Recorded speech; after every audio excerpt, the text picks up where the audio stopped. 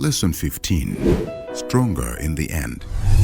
When running a marathon, you don't run fast in the beginning, but in the end for you to have more chances of winning or finishing. You preserve your energy because the distance is long and you will need that strength to burst through to the end. Your journey in life needs a similar mentality. You might need to go your usual pace, do the everyday things, stick to your routine and your goals in life, although they might be boring. But as long as you stay committed to yourself, in the end, you will come out strong and much better ready to go again. It is so easy to give up and get tired of doing what you were doing and end up doing nothing. But what good will that bring? What achievement would you have to show for it? The teacher in the book of Ecclesiastes 5 verse 15 to 16 reminds us, saying, "Look carefully how you walk, not as unwise, but as wise, making the best use of time, because the days are evil." In other places, redeem the time, meaning compensate the lost time by making the best use of it.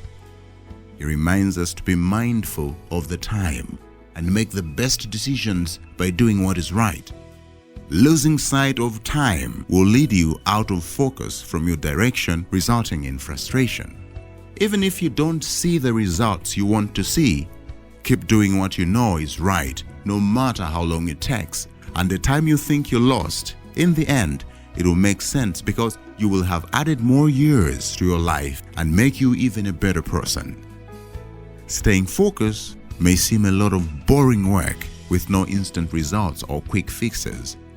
It may seem it is a sign of weakness, but in reality, giving up and doing what seems right in your own eyes, but contrary to the Word of God, is a sign of rebellion and self-righteousness.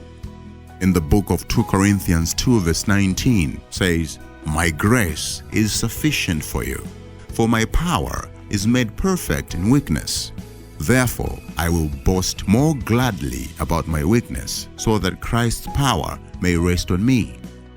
You see, weakness is power, and the weakness we talk about is not being physically weak or weak to sin, but weak in service for God, daily submitting to Him, knowing you cannot do it without Him, surrendering to God the things you cannot do, and still have the courage to do the things you can do.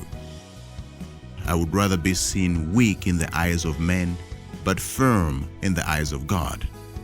Surrendering to God may seem an act of weakness to the eyes of men because you will have to do things differently from how the world operates, and for sure you will have to lose those friends.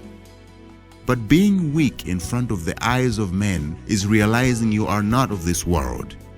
You don't have to operate how the system demands because you follow God's system, His word, which is the truth, the way, and life. Telling Him all things work together for good of those who love Him, knowing that you can do all things through Christ who strengthens you. Knowing that if God is on your side, nobody would ever be against you, and by continuing to trust and obeying Him, doing the little things you do right, building up your relationship with Him, will create you a much better and stronger person in the end, where you are blessed wherever you go. You will have everything and lack nothing.